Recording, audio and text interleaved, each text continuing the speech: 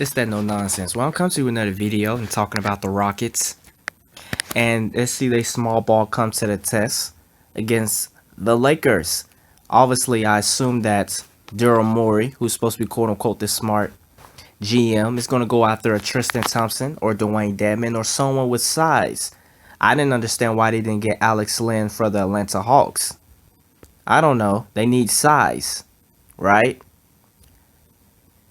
So if they don't get that size, then they're not going to win the championship, because you're not going to win the championship not playing defense and not having enough size. They're just not going to work. So I'm providing my insight on this. I love James Harden. I believe in him.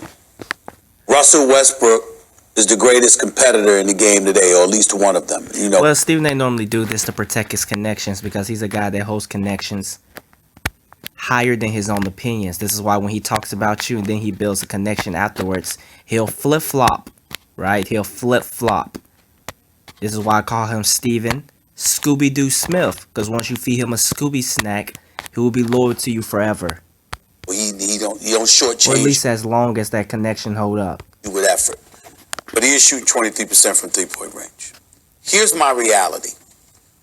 I look at the Houston Rockets, and all I ask myself, and I'm not being unfair, I've had this conversation with Daryl Morey, who I have profound respect for. I don't give a damn that you win in 50-plus games. It's about the chip. You've been knocking on the door for too long. It's been 5 years. James Harden is one of the greatest offensive players we have ever seen. Now, he got something to do with it. You're right, Max. Can't let him off the hook. He got to do it, too. But what I'm saying to you, when I'm watching your style of play and how your roster is built, I'm legitimate. The defense that's being played on this brother is horrendous. Like, they're so afraid to guard him. When I look at James Harden play, a guy that uses subterfuge and deceit, the amount of freedom that he's allowed to have on the offensive end, I see why he struggles. Because when a smart team plays him, he's so used to that freedom from the refs.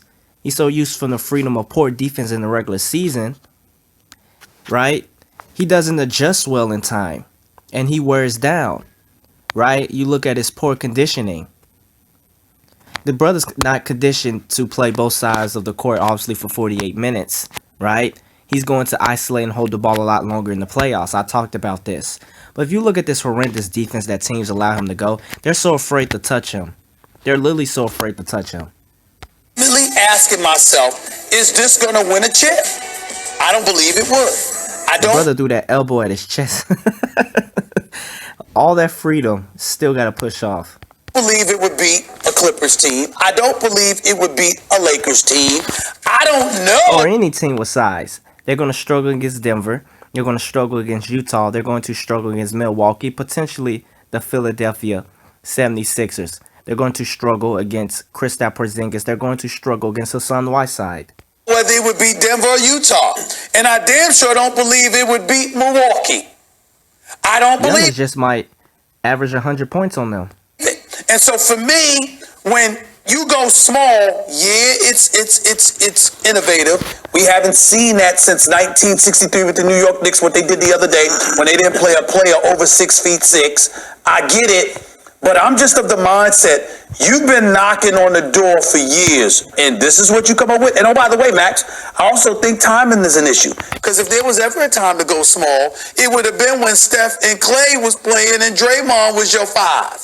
This ain't the time now with the Lakers having those trees, with the Clippers being relevant. This ain't the time to be all small. That's just my opinion. There's three things I want to say. One, they're not going small ball because they want to get small. They couldn't have gone small against the Warriors anyway.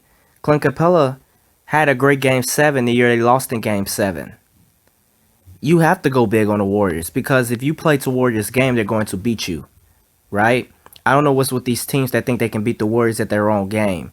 The Rockets thought they can outshoot the Warriors, but what kept them in the game versus the Warriors, besides Iguodala getting hurt, was the fact that they had Clint Capella. Clint Capella was a guy with huge size. They was able to out-physical and out-rebound the Golden State Warriors. But if you're talking about going small against the Golden State Warriors, if you're not out-rebounding them, then the Golden State is going to wear you down and beat you. Oh, they're going small. Golden State's already a smarter team. They have a lot more diversity. Daryl Morey is too one-dimensional. Mike D'Antoni is too one-dimensional. And this whole rocket system is too one-dimensional. I talked about this on Analytical Wave. When you look at Hollinger, the Hollinger guy, right? This whole analytical crap, right? It's too imbalanced. Their style of analytics is too imbalanced, right? You can't eat junk food all day. You got to have a great balance in anything you do. Because it's easier to find well-rounded players who aren't tall. If PJ Tucker were 7 feet tall, he'd be a max contract player. You'd never be able to get him. So Daryl Morey is trying to make lemonade, not exactly out of lemons, but out of something a little less than lemonade, at least. I'm going to give you two. But Daryl Morey is pretty much going all in. Guerrilla warfare, right? He's not strategically game planning anymore. He's like guerrilla warfare, wounded tiger theory.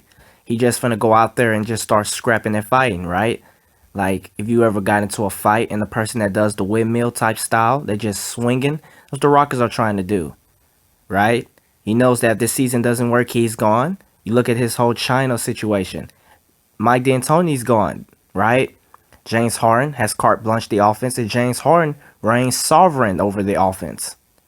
Mike D'Antoni is just a beer cleaner, and the Rockets team is neighborhood watchman. Analogies here. One is chess. Remember I told you about an asymmetrical strategy? If the white pieces move first, of course, right? So the black pieces are... the queen's the most powerful. That's all I know. There you go, Molly. Move first, of course, right? So the black pieces are... the queen's the most powerful. That's all I know. There you go, Molly. So if the black pieces simply make the same theoretically strongest move as the white, they're always a step behind. So they'll never fire Molly, right? So, there's no use complaining about that. They have something called an asymmetrical strategy. You put pressure on another file. You try to unbalance the board. If you create an imbalance, now it's a wide open game. So there's some of that going on. Remember a couple of years ago when I thought that they would beat Golden State? They should have beaten Golden State at home, Game 7. They missed every single shot. It was the worst shooting performance ever, and James Harden came up very small. But why were they even in that position? They couldn't match up with Golden State. They weren't as talented. You have KD, Steph, Clay, and Dre on the same team. Houston didn't have that. Apologies to their best players. They were very good, but they weren't that. And yet there they were in Game 7. A game they should have won had they just not missed all those shots. How did they do it? Well, here's their strategy. Golden State, now there's a second analogy, gambling. Golden State's really good at making bets and winning bets because they can take shots that don't have as high a yield, a mid-range shot, or they can take a high-yield shot, and they're just better at hitting them than other teams. They're the best team when they were fully healthy with KD. The Houston Rockets, how do we cope with that? What they decided to do is we're only going to make good bets. They take the most good bets. What are good bets? High-yield shots, right? Threes. And high percentage shot, paint and free throw. That's not true, Max Kellerman. Because when James Harden was isolating, they was losing against the Golden State Warriors. When Chris Paul exploded, they put Golden State Warriors in an uncompromising position because Chris Paul was a guy that broke down the Rockets' offense into another level. He was able to isolate. He was able to shoot mid-range shots and create plays out of thin air. Right?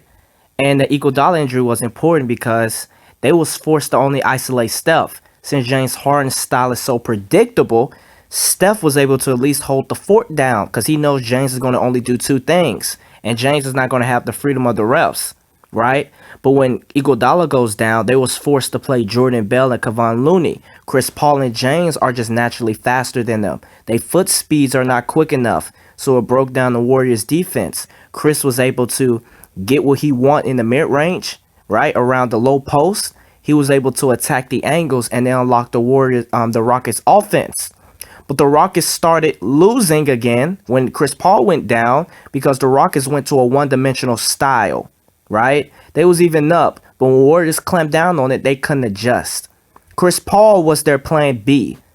Chris Paul is just not stable. The Rockets is a great offensive team. I'm not taking away from them. But it's always going to come down to what you're going to do when your threes don't fall. That's always going to come down to.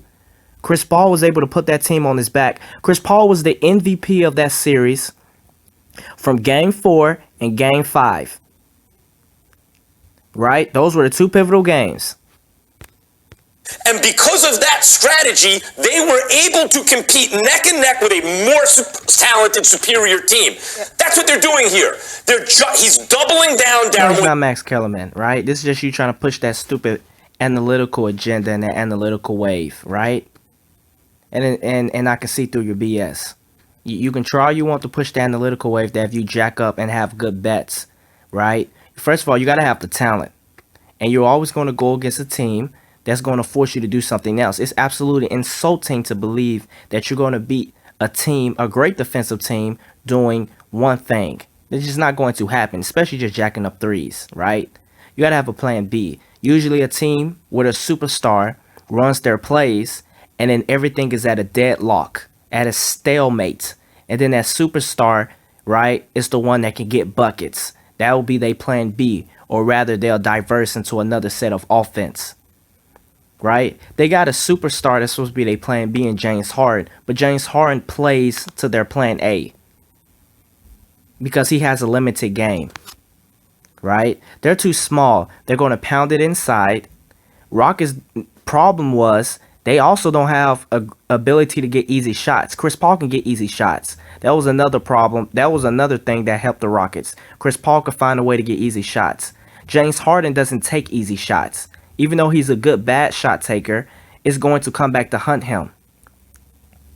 They don't have a way to get easy shots. That lob threat, Clint Capella, was as easy as a shot you can get. So if you don't have a big guy, then you're going to be killed in the paint. You're going to be forced to double the post, and it's going to kill your perimeter D. Tripling down, quadrupling down on placing those kind of bets because he can't compete Jay, with are the they talent. saying, I can't beat you straight up, so I got to kind of try this gimmick, and you sort of can't knock their hustle because they need to do something. They don't have a big man. They are. I think they are because for a multitude of reasons. Number one, I think Daryl Morey, who I agree with Stephen A., he is brilliant. He's a savant. But his back is against the wall. And No, I think he's brilliant in terms of mathematics, but he got to understand, though. I understand you hunting after efficiency, right? It's like making a cake, right? And you're going to say, well, the best thing about that cake is the sugar because the cake tastes sweet. So what you're trying to do is you're trying to make the best part of that cake and only make it that, take the best part that makes the cake taste good and try to make a cake with only that best part. And what you're going to do is you're going to make the cake too sweet, right? That's the thing. So when you look at the other ingredients, you kind of figure out, hey, I can't make this cake too sweet if I just put all this sugar in it or however you make a cake. You got to add the other ingredients. That's the problem with the Rockets. They took what they call the best shot, which is the three-point shot, and they're trying to only focus on that. And it has made their offense imbalance. let's remember that Tim Fertitta, Right? Or making Kool-Aid. Need the right amount of sugar and right amount of water. who bought this team, has not gone over the luxury tax. So Daryl Morey's trying to make things happen within the margins for this offense. Thanks for watching. Well, that's it. If you like this video, make sure you like, share, subscribe, hit the notification bell, and this, that, no nonsense.